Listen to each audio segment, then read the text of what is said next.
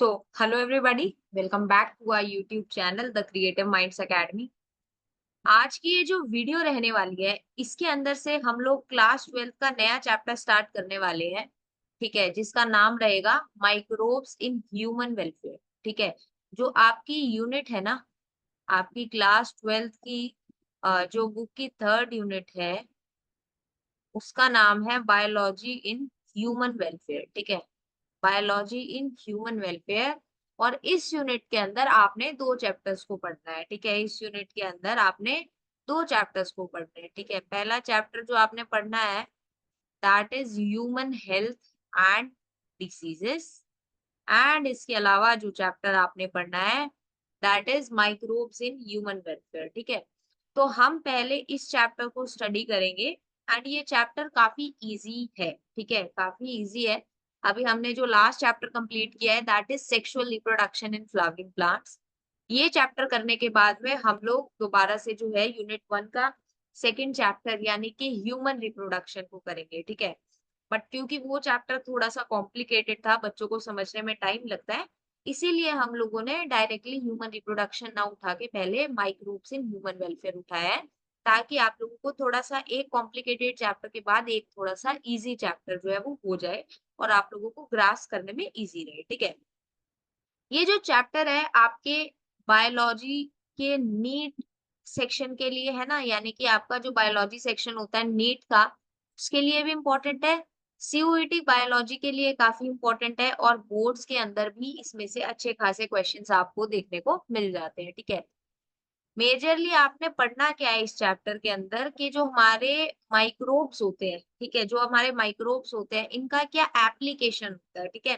क्या-क्या एप्लीकेशन होता है और कहाँ-कहाँ पे एप्लीकेशन होता है, कौन-कौन सी इंडस्ट्री के अंदर हमें हमारे माइक्रोब्स के एप्लीकेशंस देखने को मिलते हैं, ठीक है। तो वो सारा हम लोग इस चैप्टर के अंदर पढ़ेंगे, ठीक है। अगर आप किसी भी कॉम्पिटिटिव एग्जाम जैसे नीट की तैयारी कर रहे हैं या सीयूईटी की तैयारी कर रहे हैं, तो भी ये वीडियोस आपके लिए बहुत इंपॉर्टेंट रहने वाली हैं। या आप किसी भी अगर स्टेट बोर्ड से या सीबीएसई बोर्ड से हैं, तो ये वीडियोस आपके लिए और भी ज़्यादा इंपॉर्टेंट रहने वाली है, ठीक है? क्योंकि हम लोग हर टॉपिक को थ्योरी को डिटेल में डिस्कस करते हैं, ठीक है? और आगे आने वाले लेक्चर्स के अंदर आपको बाकी सारे चैप्टर्स भी देखने को मिलने वाले हैं, ठीक है? तो सबसे पहले हम लोग स्टार्ट कर लेते हैं इंट्रोडक्शन से, ठीक है? सबसे पहले अगर बात करें कि माइक्रोब्स होते क्या है ना, व्हाट आर माइक्रोब्स। अभी आप लोग क्लास 12th में हैं, छोटे बच्चे तो हैं नहीं। तो माइक्रोब्स की डेफिनेशन सबको पता होती है ना, दोज़ ऑर्गेनिजम्स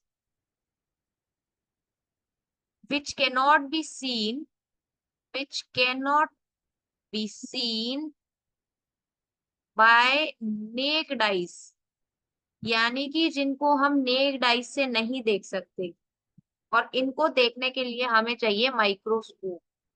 क्या चाहिए हमें? हमें चाहिए माइक्रोस्कोप। अगर हम लोगों को माइक्रो ऑर्गेनिजम्स को देखना है, ठीक है? अगर हमें माइक्रो ऑर्गेनिजम्स को देखना है, तो हमें जो है ना माइक्रोस्कोप की रिक्वायरमेंट होती है। अदरवाइज़ हम एक सिंगल माइक्रोब को, ठीक है? एक सिंगल माइक्रोब को हम जो है नेक्ड आई से नहीं देख सकते, ठीक है? अब मैंने बोला सिंगल माइक्रोब को नहीं देख सकते, तो मतलब हम किसी ना किसी पार्ट को माइक्रोब के देख पा रहे हैं या किसी ना किसी अगर वो यू नो ग्रुप में अगर प्रेजेंट हो, यानी कि अगर माइक्रोब्स कॉलोनी में प्रेजेंट हो, बहुत सारे माइक्रोब्स एक जगह अगर कॉलोनी फॉर्म कर ले, तो हम लोग माइक्रोब्स को नेक्ड आई से देख सकते हैं। अदरवाइज हम लोग माइक्रोब्स को नेक्ड आई से नहीं देख सकते। We require a high resolution microscope, ठीक है? माइक्रोस्कोप भी हमें कैसा चाहिए? हाई रिज़ॉल्यूशन माइक्रोस्कोप चाहिए क्योंकि हम काफ़ी हाई मैग्निफिकेशन पे माइक्रोब्स को क्लियरली देख सकते हैं, ठीक है? माइक्रोब्स बोल लो या फिर आप माइक्रो ऑर्गेनिजम्स बोल लो, one and the same things, ठीक है? अब अगर माइक्रोब की बात की जाए तो ये मिलेंगे कहाँ पे? है ना? ये मिलेंगे आपको कहाँ पर? तो मिलेंगे माइक्रोब्स आपको कहाँ? हर जगह। देखो, ये जो पेन है, ये मैंने अभी हाथ में पकड़ा हुआ है, ठीक है? आई होप ये हाँ, यस। ये जो पेन है ना, अगर मैं इसकी ये निब की भी बात करूँ, ठीक है? ये निब हमें देखने को मिल रही है ना, ये जो निब आपको देखने को मिल रही है, तो इस निब के ऊपर भी काफ़ी सारे माइक्रोब्स जो है हो सकता है अटैच्ड हो, ठीक है? तो माइक्रोब्स जो होते हैं ना दे आर फाउंड एवरीवेयर, ठीक है, माइक्रोब्स जो होंगे ये आपको हर जगह मिल जाएंगे, ठीक है, हर जगह मिल जाएंगे, चाहे फिर वो सॉइल है, वाटर है, एयर है, ठीक है, हमारी बॉडीज के अंदर है, किसी और एनिमल की बॉडीज के अंदर है, किसी नॉन लिविंग थिंग के ऊपर अटैच है, कहीं पे भी जो है माइक्रोब्स हमारे अटैच हो सकते हैं, ठीक है।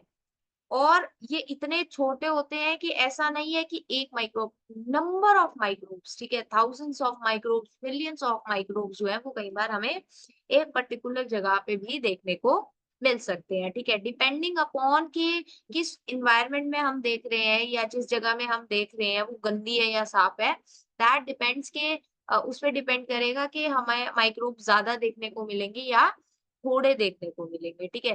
तो मान लो कि अगर हम लोग हॉस्पिटल में देखें, ठीक है, फॉर एग्जांपल हम लोग हॉस्पिटल में देखें, तो हॉस्पिटल में क्या होता है, हॉस्पिटल के अंदर कंटामिनेशन ज्यादा होती है, हॉस्पिटल के अंदर क्या होगा, कंटामिनेशन ज्यादा होगी, तो कंटामिनेशन ज्यादा होने की वजह से वहां जो एयर होगी उसके अंदर माइक्रोब ज्यादा मिलेंगे, ठीक है।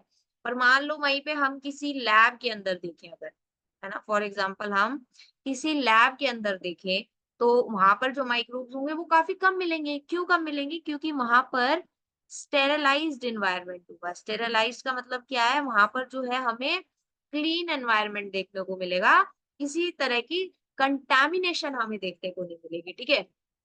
तो डिपेंडिंग अपॉन कि कहाँ पर हम देख रहे हैं, माइक्रोब्स का नंबर उस पे भी वेरी करता है, नंबर भी वेरी करता है एंड टाइप भी वेरी करता है, ठीक है, नंबर भी वेरी करेगा और टाइप भी वेरी करेगा, ठीक है।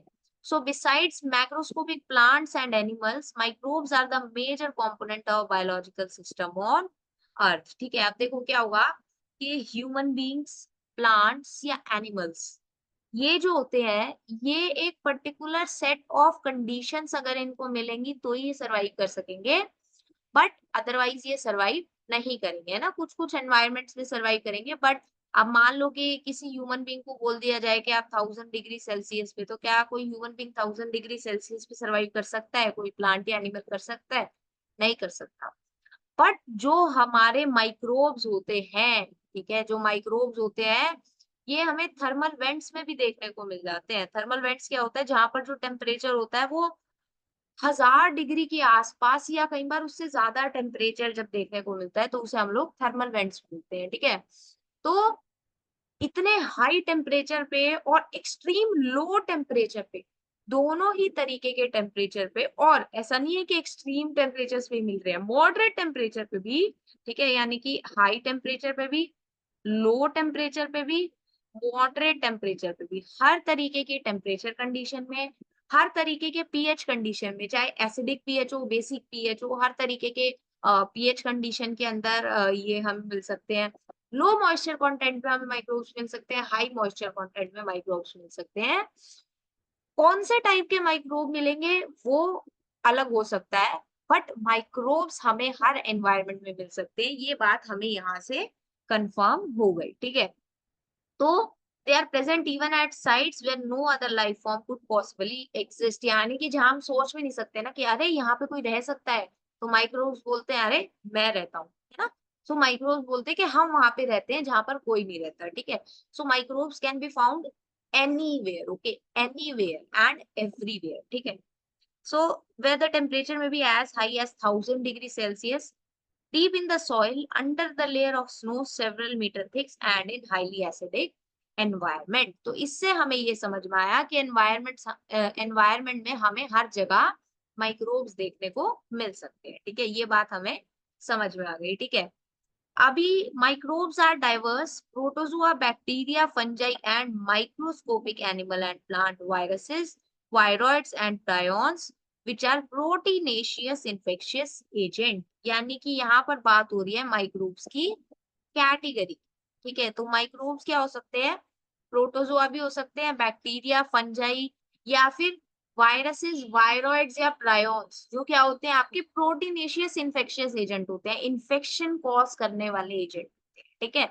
तो हर तरीके की कैटेगरी के अंदर जो है माइक्रोब्स फॉल करते हैं, ठीक है, मेजरली किस किस में? प्रोटोजोआ, बैक्टीरिया, फंजाई, या फिर जो हमारे वायरस, वायरॉइड्स एंड प्रायॉन्स होते हैं, ठीक है। अभी ये बात हमें समझ में आ गई कि माइक्रोब्स की कैटेगरी क्या है, माइक्रोब्स कहाँ कहाँ पे मिल सकते हैं, ठीक है। ये आप अब यहाँ पे डायग्राम देखो, ठीक है, जस्ट अ मिनट। यस, सो हमें ये डायग्राम दिखाया हुआ है, ठीक है। इस डायग्राम के अंदर हमें यहाँ पर ये माइक्रोब्स दिखाए हुए हैं, ठीक है, माइक्रोब्स दिखाए हुए हैं। किस तरीके से दिखाए हुए हैं, जो हमारे फर्स्ट वाला फिगर है, ठीक है, जो आप फर्स्ट वाला फिगर देख रहे हो, फर्स्ट वाली फिगर के अंदर हमें जो है ना रॉड शेप बैक्टीरिया देखने को मिल रहा है, ठीक है, रॉड शेप बैक्टीरिया, ये वाली जो फिगर है, ठीक है, इसके अंदर हमें रॉड शेप बैक्टीरिया देखने को मिल रहा है, ठीक है। और ये हमें जो इतनी हाई मैग्निफिकेशन है, ये हमें 1500x पे देखने को मिल रहा है, यानी कि माइक्रोस्कोप का जो मैग्निफिकेशन है वो 1500x है। 1500x मैग्निफिकेशन पे हमें रोड शेप बैक्टीरिया, ठीक है, रोड शेप बैक्टीरिया कैसा हो गया, ऐसा, ठीक है। और ये हमें नीचे क्या देखने को मिल रहा है, स्फेरिकल बैक्टीरिया। क्या देखने को मिल रहा है, ये हमें देखने को मिल रहा है स्फेरिकल बैक्टीरिया, ठीक है। ये स्फेरिकल बैक्टीरिया भी हमें कितनी मैग्निफिकेशन पे देखने को मिल रहा है, ये भी हमें 1500x मैग्निफिकेशन पे देखने को मिल रहा है, ठीक है। 1500x मैग्निफिकेशन के ऊपर हमें जो है ये बैक्टीरिया जो है वो हमें देखने को मिल रहा है, ठीक है। रॉड शेप्ड ऐसा दिख रहा है, स्फेरिकल बैक्टीरिया ऐसा दिख रहा है, ठीक है। अच्छा, एक और बात सुनो, बैक्टीरिया जो होगा, ठीक है, बैक्टीरिया जो होगा, स्फेरिकल बैक्टीरिया को हम क्या बोलेंगे, स्फेरिकल बैक्टीरिया को हम क्या बोलेंगे, कोकस, ठीक है। स्फेरिकल बैक्टीरिया को हम क्या बोलेंगे, स्फेरिकल बैक्टीरिया को हम बोलेंगे कोकस, ठीक है। उसके लिए जो नाम होगा वो क्या होता है, कोकस, ठीक है। अब अगर हम लोग बात करें रॉड शेप बैक्टीरिया की, ठीक है, रॉड शेप बैक्टीरिया की अगर हम लोग बात करें तो रॉड शेप बैक्टीरिया को हम क्या बोलेंगे, रॉड शेप बैक्टीरिया को हम बोलेंगे बैसिलस, ठीक है। रॉड शेप बैक्टीरिया को हम बोलेंगे बैसिलस, ठीक है। मैं यहाँ पर भी मेंशन कर देती हूँ, ये हो गया बैसिलस, ठीक है, और ये हो गए कोकस, ठीक है। अच्छा, ये जो नोट्स रहेंगे ये आप हमारे टेलीग्राम चैनल जो कि द क्रिएटिव माइंड्स एकेडमी के नाम से है, हमारे टेलीग्राम चैनल को ज्वाइन करके आप ये नोट्स को डाउनलोड आराम से कर सकते हैं, ठीक है। और आप इनको अपनी रिवीजन टाइम में आराम से यूज कर सकते हैं, ठीक है। नेक्स्ट, ये वाली जो हमें फिगर दिखाई हुई है, ठीक है, इसको देख के आपको क्या समझ में आ रहा है, बैक्टीरिया तो हमें रॉड शेप्ड ही लिख रहा है, लग रहा है, ठीक है, बैक्टीरिया में रॉड शेप्ड ही लग रहा है। इनफैक्ट ये है भी रॉड शेप्ड, ठीक है। ये क्या है आपका, ये रॉड शेप बैक्टीरियम है, ठीक है, या मैं बोल देती हूँ रॉड शेप बैसिलस है, जिसकी मैग्निफिकेशन, यानी कि किस मैग्निफिकेशन पे हमने इसे देखा है, 50,000x मैग्निफिकेशन के ऊपर हमने इसको यहाँ पर देखा है, ठीक है, 50,000x मैग्निफिकेशन पे देखा है। और ये इसकी क्या है, फ्लैजिला, फ्लैजिला इसको मूवमेंट के अंदर हेल्प करते हैं, फ्लैजिला इसको मूवमेंट के अंदर हेल्प करते हैं, ठीक है। तो ये हो गई बात हमारे रॉड शेप बैक्टीरिया की, ठीक है। Now, microbes like bacteria and many fungi can be grown on nutritive media to form colonies that can be seen with naked eyes. मैंने आप लोगों को बताया कि जो कॉलोनीज होती हैं उनको हम लोग नेक्ड आई से देख सकते हैं, ठीक है, कॉलोनीज को हम नेक्ड आई से देख सकते हैं। बट कॉलोनीज बनेगी कैसे, कॉलोनीज बनेगी न्यूट्रिटिव मीडिया के ऊपर, ठीक है। देखो, माइक्रोब्स क्या होते हैं ना, इनको खाना मिलना चाहिए, ये कहीं भी ग्रो कर जाएंगे, ठीक है। तो फॉर एग्जाम्पल आपने क्या किया, एक पेट्री डिश के अंदर एक पेट्री डिश आपने ली, ठीक है, फॉर एग्जाम्पल आपने एक जो है ऐसे करके पेट्री डिश ली, और इस पेट्री डिश के अंदर आपने थोड़ा सा जो है न्यूट्रिएंट मीडिया उसको यहाँ पर प्रोवाइड कर दिया, ठीक है।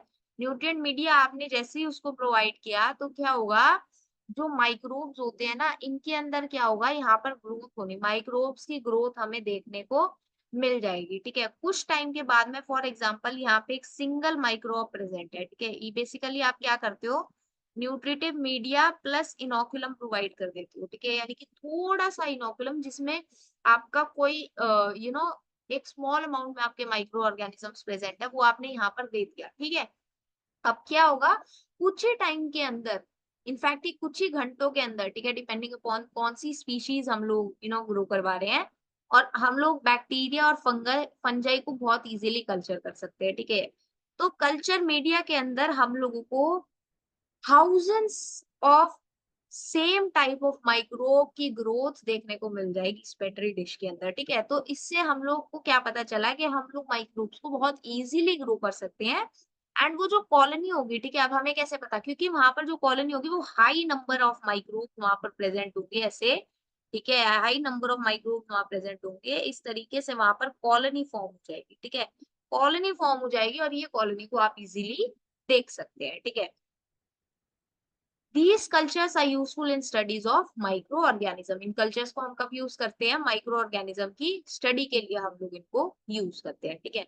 अच्छा, ये एक और डायग्राम आप लोगों को दिखाया हुआ है। ये डायग्राम आपको किसका दिखाया हुआ है, डायग्राम आपको दिखाया हुआ है, the first diagram is of bacteriophage, ठीक है। जो फर्स्ट डायग्राम आपको दिखाया हुआ है, दिस इज ऑफ बैक्टीरियोफाज। ये क्या है आपका, ये आपका बैक्टीरियोफाज है, ठीक है। अब बैक्टीरियोफाज का स्ट्रक्चर आप देखो, द बिगेस्ट इज हेड, ठीक है, the biggest part is head.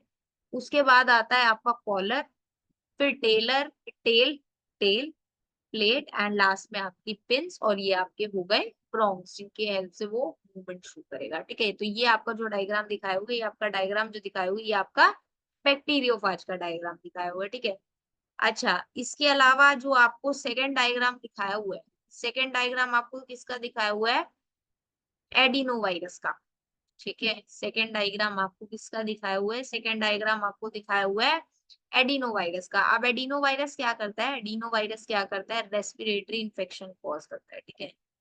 ये क्या करता है, इट कॉज रेस्पिरेटरी इन्फेक्शन, ठीक है। ये क्या करेगा आपका, रेस्पिरेटरी इन्फेक्शन जो है आपका, जो ये एडिनो वायरस होता है, ये कॉज करता है, ठीक है। ये क्या करेगा आपका, रेस्पिरेटरी इन्फेक्शंस को कॉज करेगा, ठीक है।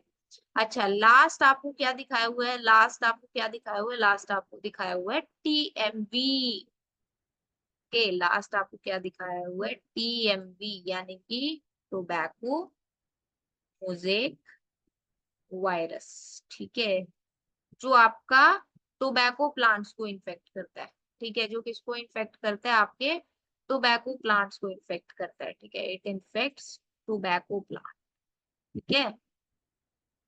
अच्छा, अब ये क्या करता है आपका bacteriophage, it is a type of virus that infects bacteria, ठीक है। वो वायरस जो बैक्टीरिया को इन्फेक्ट करेगा उसको हम बोलते हैं बैक्टीरियोफाज, ठीक है।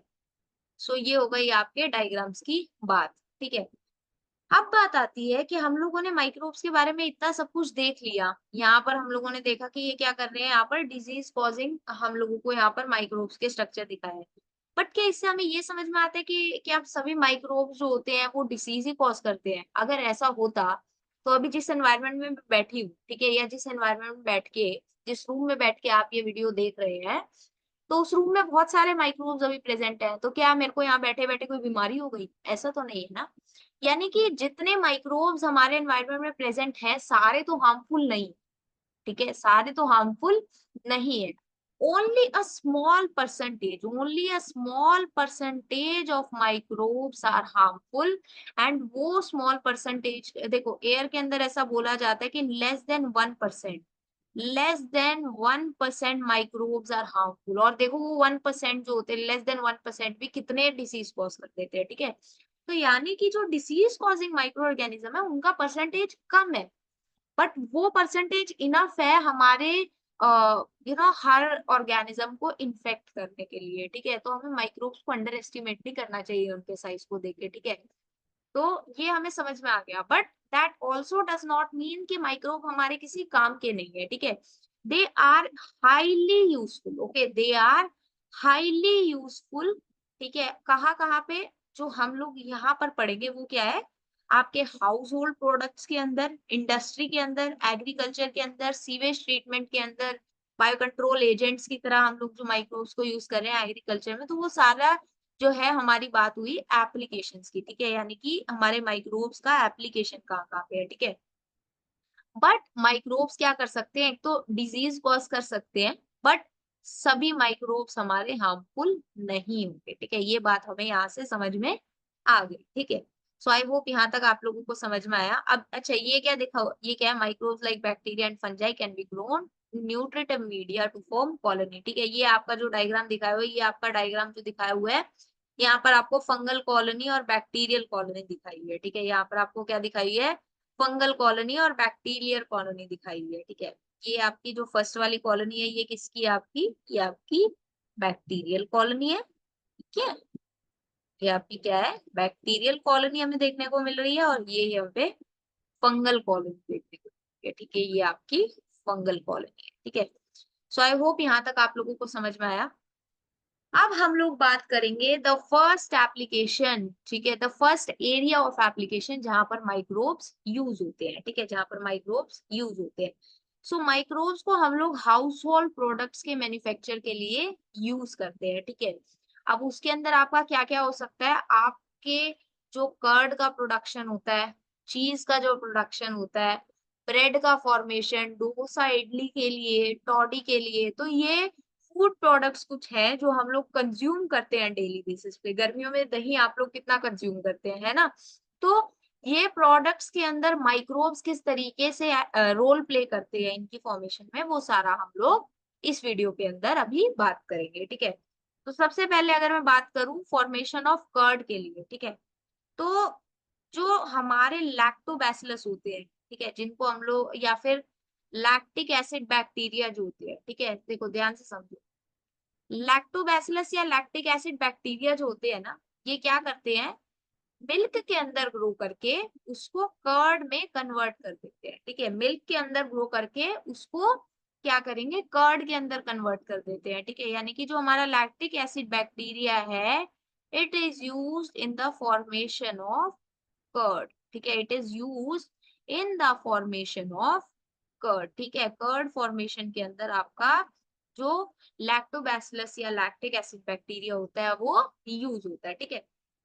होगा क्या, जब हमारा लैक्टिक एसिड बैक्टीरिया ग्रो करता है, ठीक है, तो उस टाइम पे वहां पर वो क्या करता है, एसिड का प्रोडक्शन करता है, ठीक है, जो क्या करते हैं बेसिकली वहां पर कोएगुलेशन कॉज करते हैं, ठीक है। और कोएगुलेशन कॉज करके वो क्या करते हैं, फाइनली आपका जो मिल्क प्रोटीन होता है, ठीक है, जो आपका मिल्क प्रोटीन होता है उसको क्या करते हैं वहां पर डाइजेस्ट करने का काम करते हैं, ठीक है, उसको क्या करते हैं, डाइजेस्ट करने का काम वहां पर करते हैं, ठीक है। क्या करेंगे, आपका जो है लैक्टिक एसिड बैक्टीरिया क्या करेगा, लैक्टिक एसिड बैक्टीरिया क्या करेगा आपका, जो है एसिड के अंदर उसको वहां पर एसिड प्रोड्यूस करेगा। एसिड प्रोड्यूस होने की वजह से वहां पर क्या हो गया, बेसिकली वहां पर कोएगुलेशन हुआ, ठीक है। कोएगुलेशन होगा यानी कि वहां पर बेसिकली हमें ब्रेक डाउन देखने को मिलेगा, ठीक है। ब्रेक डाउन किसका देखने को मिलेगा, जो हमारा मिल्क प्रोटीन होता है, ठीक है, जो हमारा मिल्क प्रोटीन होता है उसका कोएगुलेशन या ब्रेक डाउन हम लोगों को वहां पर देखने को मिलेगा, ठीक है। उसका ब्रेक डाउन जो है वो हमें वहां पर देखने को मिलेगा, ठीक है। और इस तरीके से जो है, जो कर्ड होती है वो हमारे लिए काफी जो होती है वो यूजफुल भी मानी जाती है, ठीक है। यहाँ पर क्या होगा, जो आपका मिल्क प्रोटीन, अच्छा मिल्क प्रोटीन आपका केसीन, ठीक है। अब देखो ध्यान से समझो, जो आपका हमने फॉर एग्जांपल मिल्क था, ठीक है, ध्यान से समझो।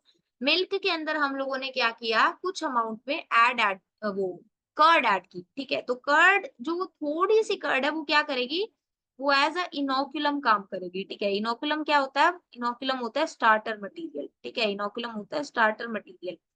अब जैसे ही आपने वो थोड़ी सी दही डाली वो दूध के अंदर, तो वहां पर क्या होगा, उसके अंदर तो already lactic acid bacteria present है ना, उसके अंदर already lactic acid bacteria present थी। अब वो बैक्टीरिया को और ज्यादा मिल्क मिल गया, ठीक है। और मिल्क के अंदर क्या है, मिल्क प्रोटीन, तो लैक्टिक एसिड बैक्टीरिया क्या करेगा, वो मिल्क प्रोटीन को डाइजेस्ट करना स्टार्ट कर देगा, ठीक है। मिल्क प्रोटीन को एक पर्टिकुलर टेम्परेचर के ऊपर डाइजेस्ट करना स्टार्ट कर देगा, एंड धीरे धीरे क्या हो जाएगा, जो कंप्लीट आपका मिल्क होगा वो कर्ड के अंदर कन्वर्ट हो जाएगा, ठीक है। तो क्या हो जाएगा, आपका कर्ड के अंदर कन्वर्ट हो जाएगा, ठीक है।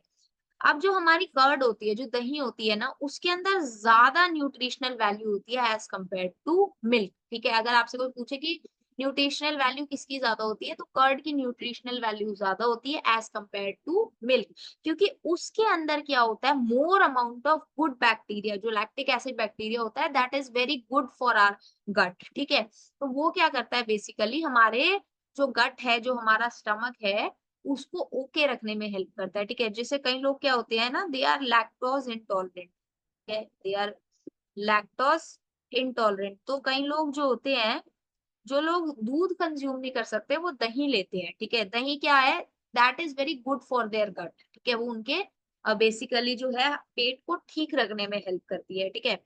सो इसलिए क्या होता है, जो कर्ड का न्यूट्रिशनल वैल्यू होता है वो ज्यादा होता है, ठीक है। तो इसके अंदर जो है विटामिन बी 12, ठीक है, विटामिन बी 12 जो होता है वो ज्यादा अमाउंट में प्रेजेंट होता है कर्ड के अंदर, ठीक है।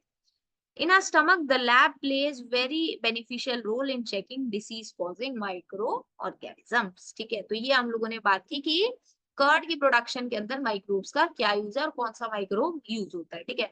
अब हम लोग बात करेंगे चीज की, ठीक है। तो चीज की अब हम लोग बात करेंगे, चीज फॉर्मेशन के अंदर जो है माइक्रोब्स किस तरीके से रोल प्ले करते हैं, ठीक है। So cheese is one of the oldest food items in which microbes were used.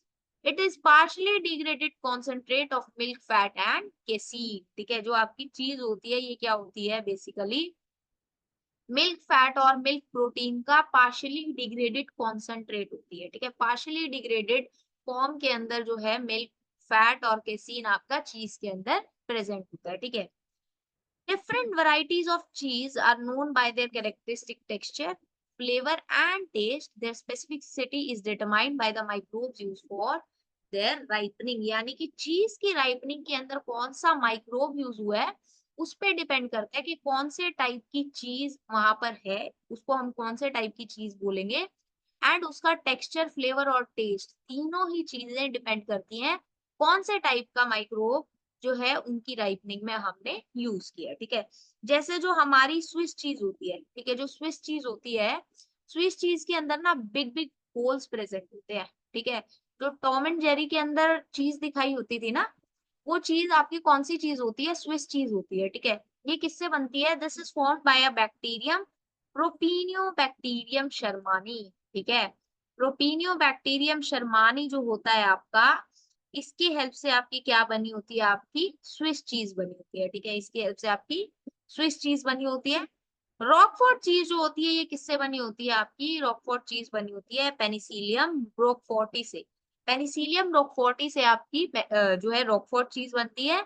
और जो कैमेम्बर्ट चीज होती है ये पेनिसिलिन कैमेम्बर्टी से बनती है, ठीक है। जो पेनिसिलिन कैमेम्बर्टी होता है इससे आपकी कैमेम्बर्ट चीज बनती है, ठीक है। तो ये आपको इनके माइक्रो ऑर्गेनिज्म के नाम याद रखने हैं, ठीक है। ये जो आपकी स्विस चीज है ये किससे बन रही है, ठीक है, ये आपकी बन रही है प्रोपीनियोबैक्टीरियम शर्मानी से। जो आपकी रोकफोर्ट चीज है पेनिसिलियम रोकफोर्टी से, और जो आपकी कैमेम्बर्ट चीज है वो पेनिसिलियम कैमेम्बर्टी से, ठीक है। तो ये आपको याद रखना है। नेक्स्ट, ब्रेड, ठीक है। ब्रेड को बनाने के अंदर कौन मेजर रोल प्ले करता है, ब्रेड को बनाने के अंदर जो हमारी सैक्रोमाइसिस सर्वेसी होती है, ठीक है, जिसको यहाँ पर हम लोग बेकर सीड्स बोल रहे हैं। और जब हम इसको वाइन फॉर्मेशन के लिए, अल्कोहल फॉर्मेशन के लिए पढ़ेंगे तो वहां हम इसको ब्रूअर सीड्स बोलेंगे, ठीक है। तो जो सैक्रोमाइसिस सर्विसी होती है, ठीक है, जो आपकी सैक्रोमाइसिस सर्विसी होती है यानी कि जो आपकी यीस्ट होती है, उसकी हेल्प से हम लोग क्या बनाते हैं, ब्रेड जो होता है उसका डो फॉर्म करते हैं, ठीक है। उसका डो हम लोग फॉर्म करते हैं, ठीक है। डो के अंदर जब हम लोग बेकर यीस्ट ऐड करते हैं तो वहां पर फर्मेंटेशन होती है, ठीक है।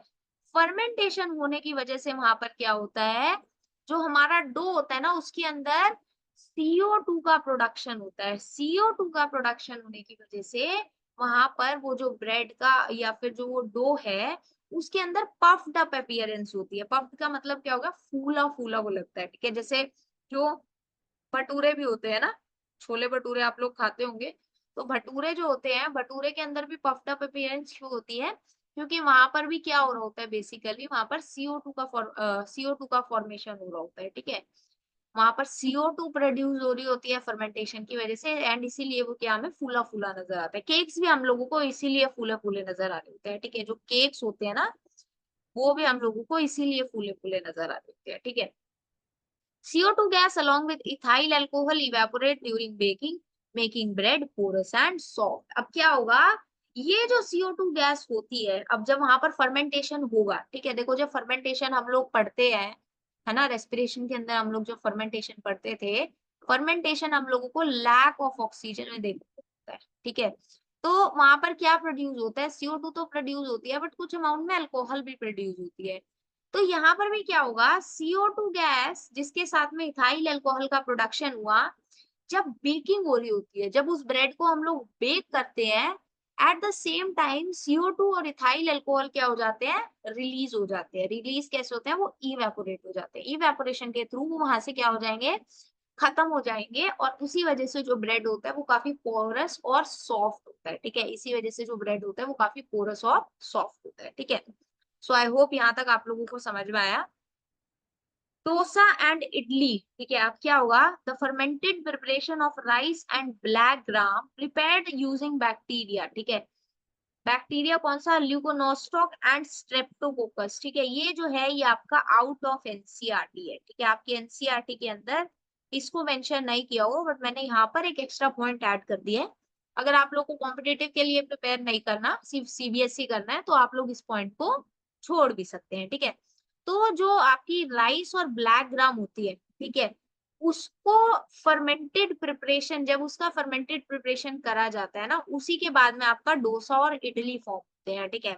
और वहां पर जो बैक्टीरिया यूज होता है, बैक्टीरिया का नाम आप याद रख सकते हैं, ल्यूकोनोस्टोक और साथ में स्ट्रेप्टोकोकस, ठीक है। ल्यूकोनोस्टोक एंड स्ट्रेप्टोकोकस, ठीक है। लास्ट में हम लोग बात करेंगे टोडी की, ठीक है। टोडी क्या होती है, it is a traditional drink of some parts of South India and made by fermenting sap from palm known as Caryota urens, ठीक है। कैरियोटा यूरेंस जो होता है, ठीक है, कैरियोटा यूरेंस जो पाम होता है, इस पाम के सैप को फर्मेंट करने के बाद साउथ इंडिया के कुछ पार्ट्स के अंदर एक ट्रेडिशनल ड्रिंक बनाई जाती है जिसका नाम होता है टोडी, ठीक है, जिसका नाम होता है टोडी, ठीक है। अब क्या होता है ना, इसको अगर कुछ टाइम के लिए छोड़ दे तो वहां पर क्या होता है, बेसिकली फर्मेंटेशन होनी स्टार्ट हो जाती है। क्यों, क्योंकि वहां पर नेचुरली अकरिंग यीस्ट जो होती है ना, वो प्रेजेंट होती है। यीस्ट जो है वहां पे नेचुरली प्रेजेंट होती है, ठीक है। जो यीस्ट होती है वहां पर नेचुरली प्रेजेंट होती है, ठीक है। तो ये हम लोगों ने बात करी हाउस होल्ड प्रोडक्ट्स के अंदर माइक्रोब्स का क्या यूज है, ठीक है। अब हम लोग जो बात करेंगे, हम लोग बात करेंगे कि इंडस्ट्रियल प्रोडक्ट फॉर्मेशन के अंदर आपके माइक्रोब्स का क्या यूज है, ठीक है। सो आई होप यहाँ तक आप लोगों को समझ में आया। अब इंडस्ट्रियल लेवल पे अगर हम लोगों को किसी भी प्रोडक्ट का फॉर्मेशन करना है, तो वो भी रिक्वायर लार्ज वेसल्स। हमें लार्ज स्केल प्रोडक्शन करना है, यानी कि यहाँ पर हम लोग जो यूज करेंगे, हम लोग फर्मेंटर्स का यूज करेंगे, ठीक है। हम लोग यहाँ पर क्या यूज करेंगे, हम लोग यहाँ पर फर्मेंटर्स को यूज करेंगे। फर्मेंटर्स क्या होते हैं, they are large vessels, okay.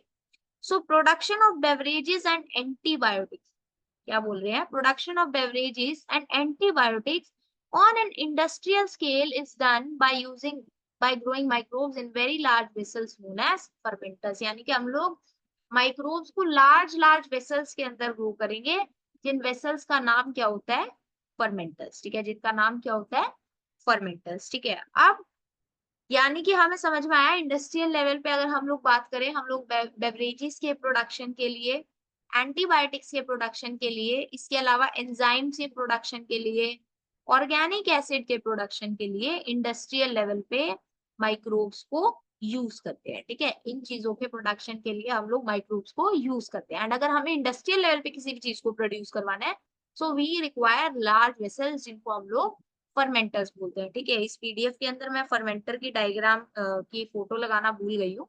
So next class में मैं आप लोगों को फर्मेंटर का इमेज भी शो करूंगी, या आप अपनी एनसीईआरटी बुक के अंदर भी देख सकते हैं। वहां पर बहुत सुंदर दो इमेजेस लगाई हुई हैं फर्मेंटर्स की, ठीक है। वहां पर आपको दिखाया हुआ है कि फर्मेंटर्स किस तरीके के दिखते हैं, ठीक है।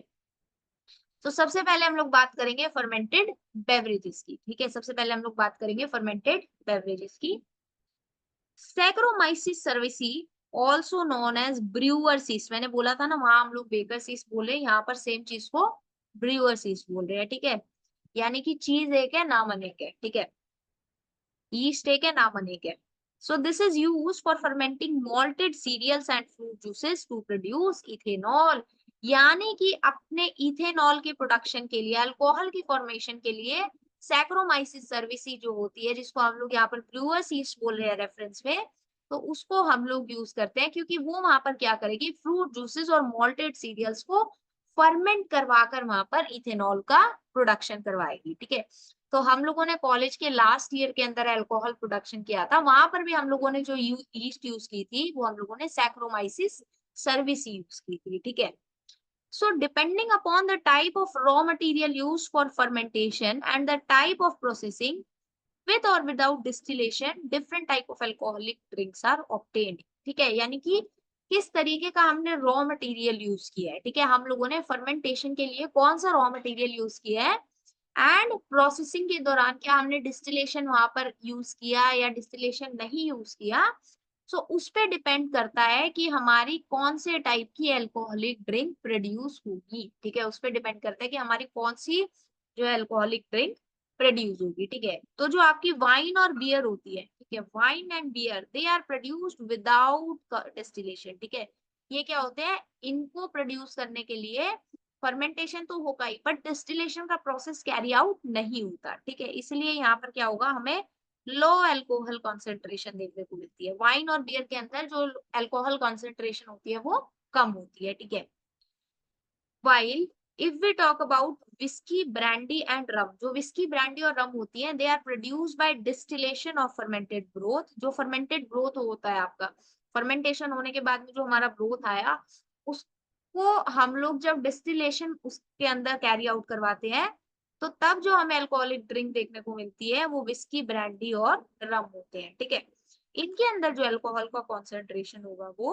हाई होगा। ठीक है, यहाँ पर हमें हाई अल्कोहल कॉन्सेंट्रेशन देखने को मिलेगा। ठीक है, आज का लास्ट टॉपिक है प्रोडक्शन ऑफ एंटीबायोटिक्स, यानी कि हम लोग माइक्रोब्स को एंटीबायोटिक प्रोडक्शन के लिए किस तरीके से, एंटीबायोटिक प्रोडक्शन में किस तरीके से यूज करते हैं। ठीक है, तो हम लोग ये अब पढ़ लेते हैं। अभी एंटीबायोटिक्स के अंदर सबसे फेमस, अगर आप लोगों को पता हो, छोटी क्लासेस में भी हम लोग पढ़ते हैं पेनिसिलिन के बारे में। ठीक है, पेनिसिलिन के बारे में, जो कि हमारी फर्स्ट एंटीबायोटिक थी।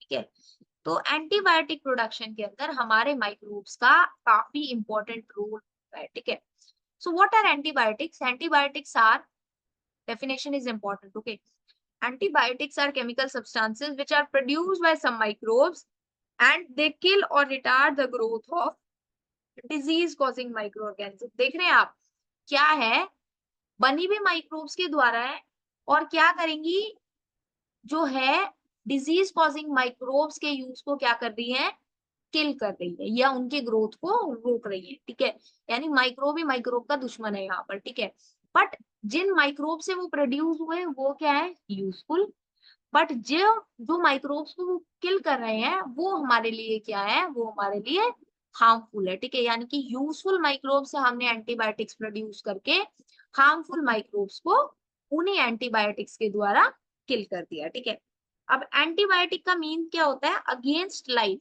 ठीक है, क्या ये एंटीबायोटिक्स हमारी लाइफ के अगेंस्ट काम कर रही है, no.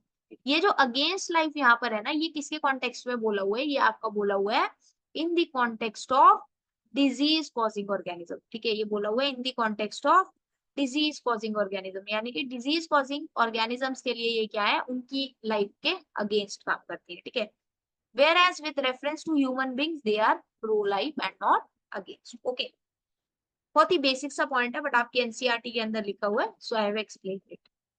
Antibiotics are regarded as one of the most significant discoveries of the 20th century and have greatly contributed towards the welfare of human society। ठीक है, जो फर्स्ट एंटीबायोटिक थी पेनिसिलिन, ठीक है, जिसका नाम हम लोगों को पता ऑलरेडी, किसने डिस्कवर की थी, ये डिस्कवर की थी अलेक्जेंडर फ्लेमिंग ने। अलेक्जेंडर फ्लेमिंग ने फर्स्ट एंटीबायोटिक डिस्कवर की थी, और किस पे वर्क कर रहे थे उस टाइम, ये he was working on स्टेफिलोकोकाई bacteria. Staphylococci bacteria के ऊपर ये क्या कर रहे थे, उस टाइम पे वर्क कर रहे थे। और तभी उन्होंने क्या देखा, एक अनवॉश्ड कल्चर प्लेट जो थी, ठीक है, जिसके ऊपर कुछ अमाउंट में वहां पर शायद जो है कुछ कल्चर वहां पर था, वहां पर स्टेफाइलोकोकाई ग्रो नहीं कर पाई, बट वहां पर उन्होंने मोल्ड को ग्रो होते हुए देखा। ठीक है, उन्होंने क्या देखा कि उन्होंने वहां पर जो कल्चर प्लेट थी, कल्चर प्लेट के ऊपर एक जगह उन्होंने एक मोल्ड की ग्रोथ देखी, ठीक है। एक मोल्ड की ग्रोथ देखी कहाँ पर, जहां पर स्टेफाइलोकोकाई ग्रो नहीं कर पाया था, ठीक है। तो उन्होंने यहाँ से क्या पता लगाया कि जो केमिकल प्रोड्यूस हुआ था वो किसके द्वारा प्रोड्यूस हुआ था, फंजाई के द्वारा, ठीक है। वो केमिकल जो प्रोड्यूस हुआ वो फंजाई के द्वारा प्रोड्यूस हुआ था। एंड उन्होंने उसका जो नाम दिया वो नाम दिया पेनिसिलिन, ठीक है। किसके ऊपर नाम दिया, जो उन्होंने मोल्ड जो उन्होंने उनको मिला था, ठीक है, जिस मोल्ड की उन्होंने ग्रोथ वहां पर देखी, वो ग्रोथ जो थी वो पेनिसिलियम नोटाटम की ग्रोथ थी, ठीक है। वो जो ग्रोथ थी वो पेनिसिलियम नोटाटम की ग्रोथ थी, इसीलिए इन्होंने उसको जो नाम दिया वो पेनिसिलिन नाम दिया, ठीक है। अब क्या हुआ, जस्ट अ मिनट।